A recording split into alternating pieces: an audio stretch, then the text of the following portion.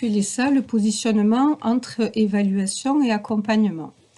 Alors, quand on dit aux gens, le positionnement, quand même, c'est pas nouveau dans les CFA et dans les CFPPA, puisque à la fin des années 80, avec la mise en place des diplômes par UC, de toute la littérature qu'il y avait dès ce moment-là, c'était bien quand même pour pouvoir faire des entrées et des sorties permanentes. C'était aussi pour pouvoir surtout prendre en compte les acquis des personnes. Et donc la notion de positionnement, elle était bien arrivée à ce moment-là. Mais ça, vous connaissez très bien. Ensuite, on l'a réinvesti, la notion de positionnement, avec le développement des formations ouvertes à distance, je dirais début des années 2000, avec peut-être d'autres choses.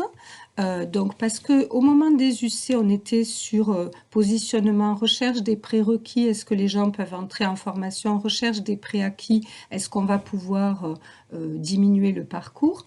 Avec la FOAD, on a cherché en plus de ça d'autres choses comme les besoins d'autonomie, la motivation et les besoins de socialisation. Voilà, donc on a un peu revisité le positionnement dans les années 2000 pour ceux qui se sont intéressés à la FOAD.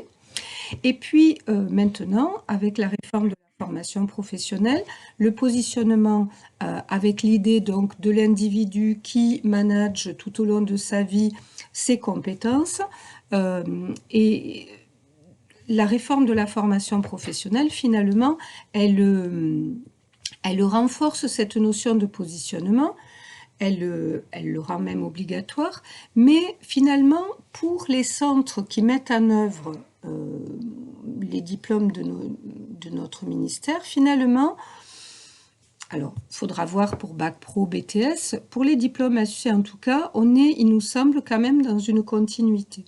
Voilà. Une continuité conceptuelle en tout cas. Et une continuité aussi avec la VAE.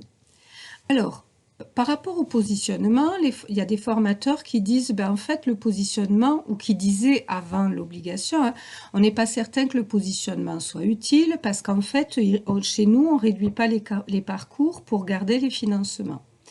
Il y en a d'autres qui disent ben, on a des outils, on les utilise depuis longtemps, ils servent surtout à savoir si le candidat va pouvoir suivre la formation. Ça, c'est les prérequis. Il y en a qui disent ouais, on a des tests de positionnement, mais des fois, ça décourage ceux qui entrent en formation. Il y en a qui disent ouais, on les positionne, ils sont même chouettes nos positionnements, mais finalement, après, il n'y a pas d'entrée au fil de l'eau. Et puis, il y en a beaucoup qui disent, ben, de toute façon, nous, on n'a jamais positionné à partir des compétences, quoi. Donc, à la fois, le positionnement, on connaît, et puis en même temps, il y a quand même plein de limites. On s'est dit vers quoi on pourra aller finalement comme définition. Alors, dans positionnement, on s'est dit, il faut d'abord prendre appui sur le terme position. Hein, la position que j'ai, un lieu, un emplacement, ou même une façon d'être en relation avec mon environnement ou un système de référence. Voilà. Donc le positionnement, ça renvoie à un ou plusieurs systèmes de référence. Voilà. Deuxièmement, on s'est appuyé sur une formatrice en travail social, Rachel Chamla, qui elle définit le positionnement professionnel est un processus de construction qui permet à la fois de se positionner et aussi d'être positionné dans un environnement défini. Alors, première idée, le positionnement, c'est par rapport à une référence. Deuxième idée, le positionnement, c'est à la fois se positionner soi-même et aussi être positionné. Donc, deuxième idée qui nous a intéressés. Troisième idée, alors là, on a pris appui, donc bien sûr, à la fin, vous aurez une bibliothèque sur Marc Nagels, qui dit « Le positionnement consiste en une reconnaissance des compétences et des connaissances issues des formations antérieures et de l'expérience sur la base d'un référentiel métier dans le but de définir un parcours de formation individualisé. Le positionnement sur les acquis renvoie aux représentations du métier et à la construction de la compétence. » Alors, finalement, on a tout retenu dans ce que dit Marc Nagels. Et dans le positionnement, il y a l'idée qu'on va s'intéresser aux représentations du métier de la personne pour savoir si finalement la formation qu'il veut faire, est-ce qu'il a une représentation qui va bien du métier ou est-ce qu'il s'est un peu trompé d'orientation. Et deuxièmement, quelles sont les compétences qu'il va devoir construire. Voilà, et donc toujours Nagels, il nous dit le positionnement correspond donc à un état des lieux sur le mode déclaratif des compétences acquises. Pratiqué à l'entrée en formation, il permet d'identifier les écarts entre les compétences requises par l'exercice du métier, attendues au terme de la formation, et celles acquises préalablement à la formation. Voilà. Et toujours le même, il dit, alors le positionnement est une orientation pédagogique vers la reconnaissance du sujet social apprenant. Ah, ça c'est important, hein, le sujet qui veut se former, autodirigé et mis en situation d'exprimer des choix engagés à propos de la conduite de sa formation. Et il dit sur le positionnement, c'est un mode de formation où tout n'est pas écrit d'avance et nous ouvrons une part d'incertitude, de négociation, de prise de risque et d'aventure. Voilà, donc ça c'est chose qui nous a paru importante aussi, c'est-à-dire que jusque-là, beaucoup de centres, ils disent je positionne quelqu'un. Voilà. Et donc là, on s'oriente vers une idée du positionnement où on va donner une place à celui qui veut entrer en formation pour exprimer des choix, comme il dit, pour déclarer des choses sur ses expériences, et il va y avoir de l'incertitude, de la négociation, de la prise de risque. Donc vous allez voir qu'on est aux antipodes de ceux qui pensent le positionnement comme un truc qui va être une affaire de machine, où tout va pouvoir se faire avec des tests en ligne, quoi. On n'est pas du tout là-dedans. On va positionner dans quels objectifs? Donc pour ceux qui souhaitent se former pour prendre conscience de leurs compétences et de leurs ressources et repérer les manques, les lacunes. Donc il y a bien les deux, hein, on n'est pas que sur repérer les manques. Pour se situer par rapport à la formation dans l'optique d'une meilleure adhésion, pour affiner ses objectifs personnels et mesurer aussi la progression qu'il a faite avant d'entrer en formation, pour aller vers une plus grande autonomie dans la gestion et l'appropriation de sa formation. Pour les organismes de formation, positionner l'objectif, c'est d'adapter des parcours et des contenus de formation à chaque stagiaire ou apprenti. Ça veut dire que pour les organismes de formation, le positionnement, il est à l'articulation de l'ingénierie de formation, l'ingénierie pédagogique, il intègre la réflexion sur les attentes des financeurs, il intègre la réflexion sur la modularisation et les liens référentiels modules, la réflexion sur le concept même de compétences, ça intègre une nécessaire évolution des présentations de formation, et puis ça nécessitera le positionnement des créations d'outils de travail adaptés aux équipes et aux projets de formation. On ne pense pas qu'aujourd'hui les centres soient bien outillés pour ce positionnement-là. Alors, je voudrais prendre 2 ou 3 minutes pour préciser l'évolution du contexte du positionnement.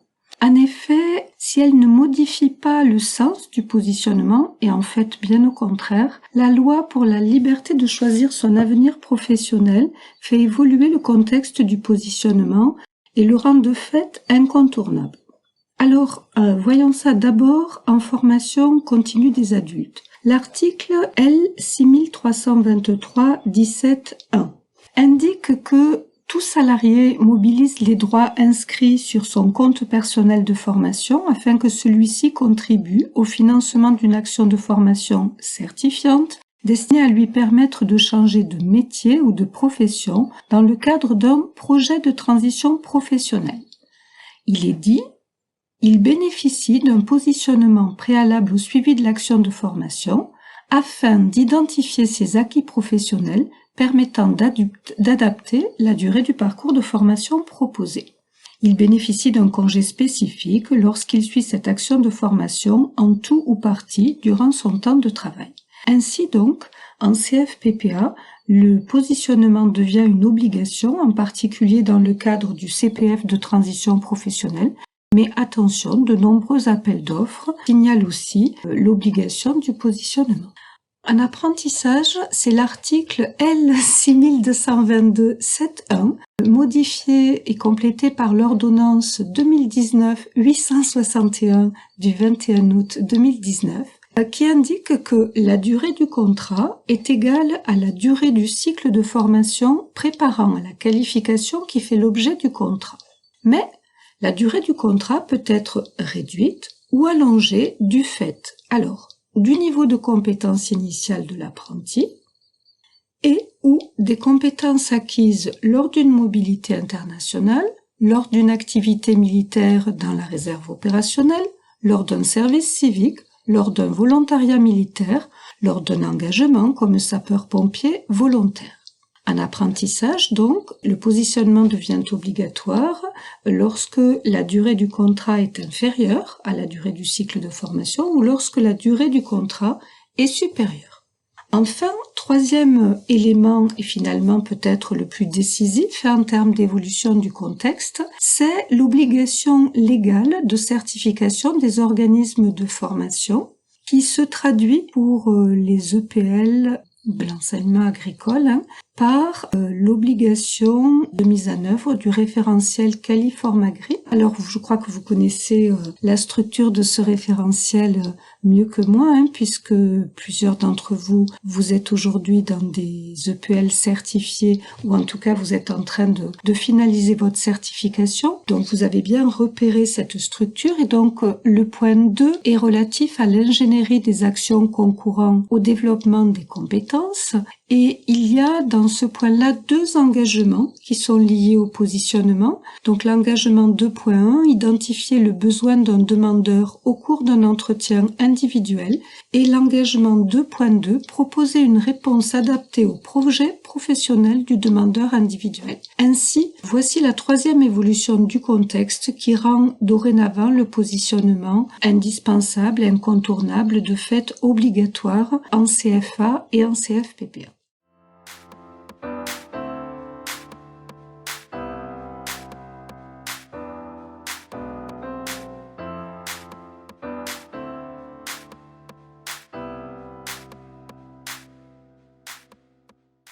Quelle logique proposons-nous pour le positionnement? Donc, dans le positionnement, il démarre par un entretien. Alors, pour l'instant, on a dit candidat comme candidat à la formation, mais peut-être que c'est pas le bon mot. Peut-être qu'on mettra partout stagiaire, apprenti, ça vous me direz après. Donc, il y a bien un entretien avec un candidat et un formateur qui... et dans cet entretien, il va se passer de l'auto-évaluation par le candidat, de l'accompagnement du guidage et de l'évaluation par le formateur. Et dans ce positionnement, le formateur, il va mettre en regard les références du candidat, qu'on a appelé endogène, c'est-à-dire le parcours qu'il a eu à la fois professionnel et de formation, le projet qu'il a en entrant en formation, ses envies, ses valeurs, ses rêves, et aussi les leviers et les freins qu'il a face à la formation, qu'on va mettre en regard de références qui ne sont pas les références du candidat, qui lui sont exogènes, et qui sont le référentiel de diplôme ou de certification, en tout cas, parce qu'il n'y a pas que les diplômes de notre ministère, il y a des CQP, il y a à savoir le référentiel d'activité, les blocs de compétences, le référentiel d'évaluation et puis aussi le dispositif de formation comme il est. Voilà. Et cet entretien, il va déboucher, cet entretien de positionnement, sur alors, le parcours, le plan individuel de formation avec les temps, les objectifs et les contenus de la formation en centre et en entreprise, le plan d'évaluation, et les temps d'accompagnement, accompagnement pédagogique et accompagnement vers l'emploi. Donc ça, il y a cet entretien. Et puis évidemment, il y a d'autres personnes, il y a d'autres acteurs concernés par le positionnement. Dans le centre, il y a le chargé d'ingénierie de formation, il y a le directeur ou le responsable pédagogique. Et puis après, il y a tous les partenaires, Pôle emploi, les régions, l'OCAPIAT, les conseillers en évolution professionnelle, les commissions qui maintenant ont remplacé FONGECIF, le réseau d'émissions locales. Voilà, il y a tout un ensemble de partenaires qui vont aussi être destinataires, enfin qui sont ou commanditaires ou destinataires du positionnement. Dans ce positionnement, en fait, on distingue 2 grands temps. Temps 1, temps 2. Sur les nominations de temps, on a été trop forte. Non, donc le premier temps, vraiment la parole, elle est au stagiaire ou à l'apprenti qui veut se former. Et c'est lui qui est acteur. Donc, on estime qu'avant l'entretien de positionnement, on lui aura demandé de se préparer, par mail ou au téléphone, mais de toute façon, avec une confirmation par mail, on lui aura demandé de préparer des choses. Et donc, dans ce premier temps, on estime qu'il prend en main sa présentation à lui, sans être coupé. Il donne à voir sa situation et ses caractéristiques à lui. Et il met en lien son parcours, son vécu, sa situation d'aujourd'hui et ses envies et son projet. Et il donne un sens à sa démarche. Ça, c'est important dans le premier temps. Donc, dans ce premier temps, c'est lui qui présente, c'est lui qui identifie, qui explique et qui finalement s'auto-évalue. Et donc là, on est bien sur ses références à lui. Et là, le formateur, il écoute, il accompagne, il facilite. Voilà.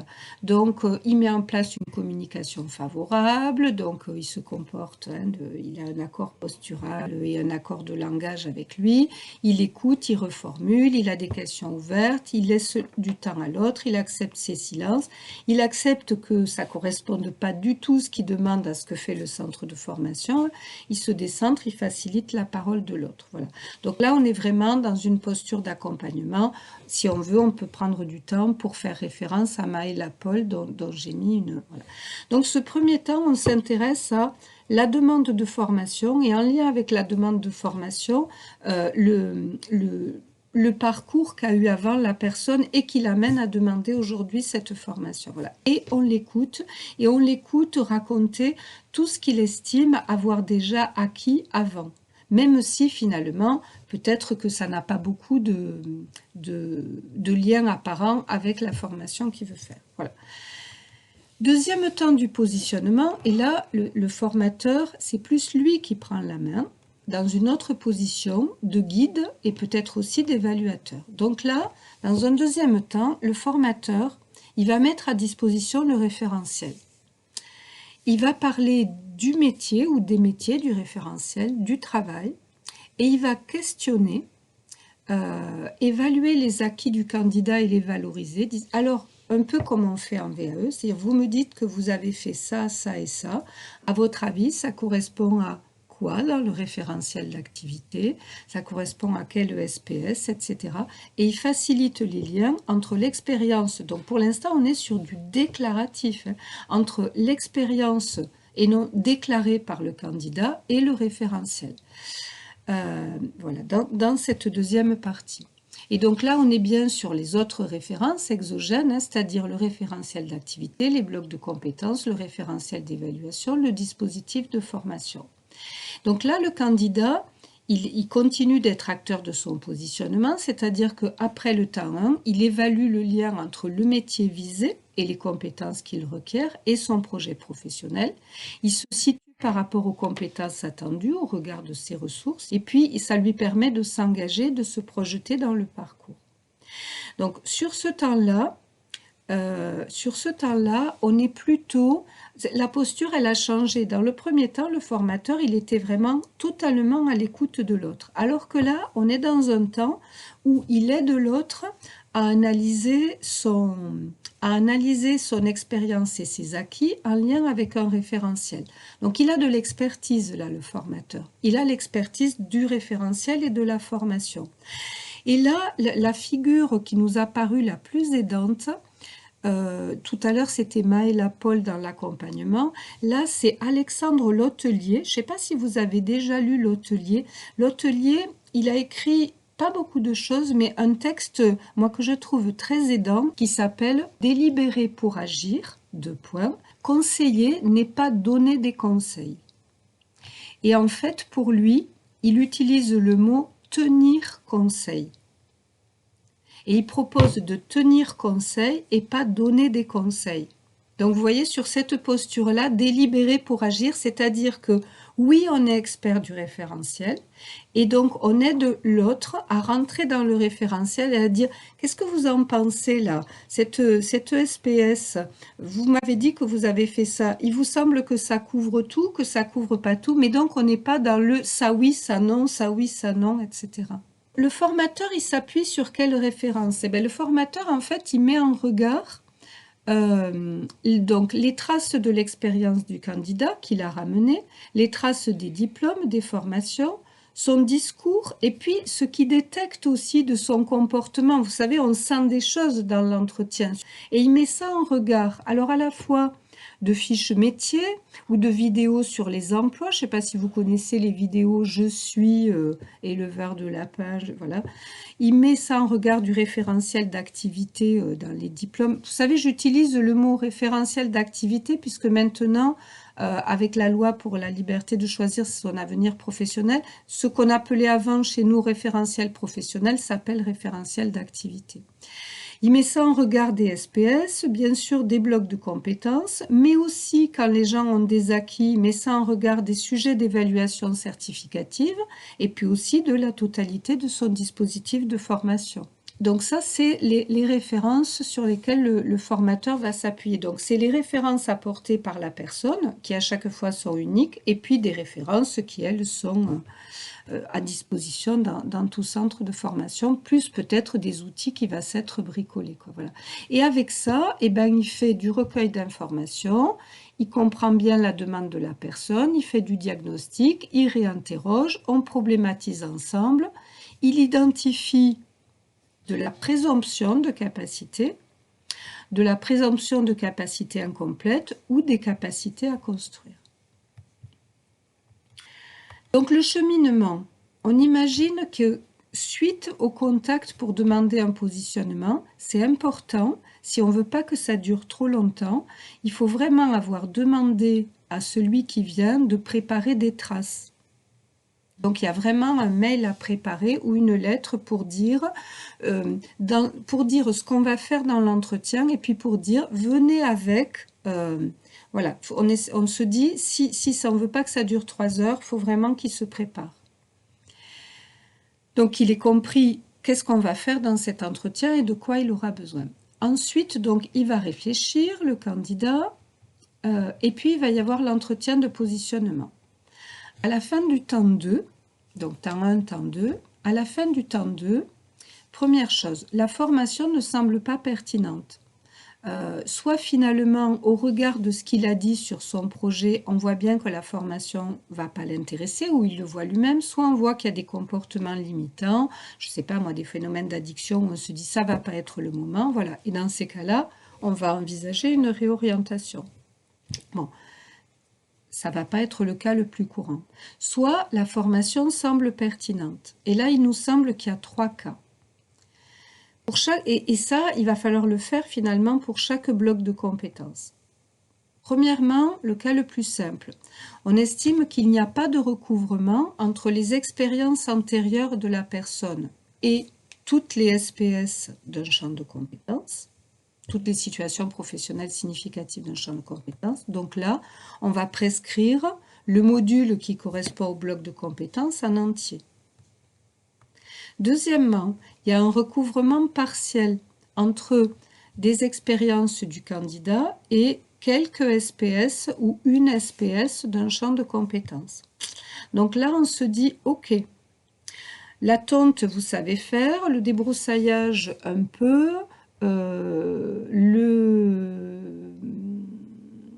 Et puis par contre, il y a des choses que vous n'avez jamais faites, la taille, vous l'avez jamais faite, alors du coup, ça ne recouvre pas tout le champ de compétences du premier bloc de compétences professionnelles du CAP. Okay, donc là, on va prescrire le module partiellement, après s'être assuré quand même que sur les expériences où il dit ouais, la tonte c'est bon, que quand même, il réussirait les évaluations formatives du module. Voilà. Le troisième cas, il y a un recouvrement important entre ce qu'il déclare dans ses expériences et puis les SPS d'un champ de compétences. Donc dans ces cas-là, on va lui montrer le sujet de l'épreuve certificative. Il faut qu'il le regarde, qu'il dise ben ouais, mais ouais, ça je me sentirais de le passer. Et du coup là, on va pas faire ça dans l'entretien, mais il va falloir prendre rendez-vous pour qu'il les passe, les épreuves. Et là, il y aura l'allègement total du module, sous réserve qu'il réussisse l'épreuve certificative, quoi. On peut aussi, si c'est le choix du candidat, reporter le passage de l'épreuve certificative avec le groupe qui rejoindra pour d'autres blocs. Mais il prend un risque. Est-ce qu'il va vouloir le prendre? Bon, ça va se discuter avec lui, quoi. Voilà la proposition de cheminement. Et dans les deux cas, donc, quand il y a un recouvrement partiel ou un recouvrement important par rapport à toutes les SPS d'un champ de compétences, là, on peut imaginer proposer un parcours individuel puisqu'on ne prescrira probablement pas les modules en entier. Donc, ce parcours, il formalise les modules en centre et leur durée, les temps en entreprise, leurs objectifs, leur durée, les compétences visées, alors qu'on appelle chez nous des capacités, hein, les modalités de certification et leur période, les modalités d'apprentissage, les temps de soutien, d'accompagnement, de coaching, je ne sais pas comment ça va s'appeler, et il se traduit par un contrat pédagogique que le candidat valide. Pas forcément tout de suite, d'ailleurs, le contrat pédagogique, voilà. Et au final, ça fera un scénario d'apprentissage individuel qui retrace le chemin qu'il va avoir pour atteindre les objectifs d'acquisition des compétences qui lui manquent vers le métier qu'il recherche et le diplôme visé. Il y a quand même plein de centres de formation qui se sont engouffrés sur le positionnement en ligne, des outils, des batteries de tests, etc. Et on n'est pas du tout parti là-dessus parce qu'on a essayé de rester cohérent avec notre approche compétences dans notre ministère. Et on reste sur finalement le positionnement, c'est vraiment une étape clé pour aller vers l'engagement de la personne en formation. C'est vraiment un moment où ce qui va se dire, l'écoute de la personne, de son projet, de ses caractéristiques et les liens finalement avec le dispositif de formation. Le dispositif, il est ce qu'il est. On va adapter des choses pour la personne, mais je veux dire, on ne va pas à chaque fois refabriquer un dispositif, quoi. Et donc, on pense que qu'il y a une grande valeur ajoutée à cet entretien où la relation interindividuelle et ce qui se passe est irremplaçable par une machine. Et on sait bien aujourd'hui tout ce qu'on peut lire sur... moi, comme vous, je m'intéresse beaucoup aux neurosciences et à ce qu'écrit en particulier Stanislas Dehaene sur l'intelligence artificielle et l'intelligence humaine. Et on voit bien que là, le positionnement, on va être sur une activité pas très longue, hein, 1 heure et demie, où on va en présentiel, alors ça peut être à distance aussi, hein, comme nous on fait ce matin, ou en présentiel, on va mobiliser exactement les caractéristiques de l'intelligence humaine qui ne sont pas reproductibles par la machine. Voilà. Et on est cohérent avec l'approche compétence qu'on a dans nos diplômes aussi.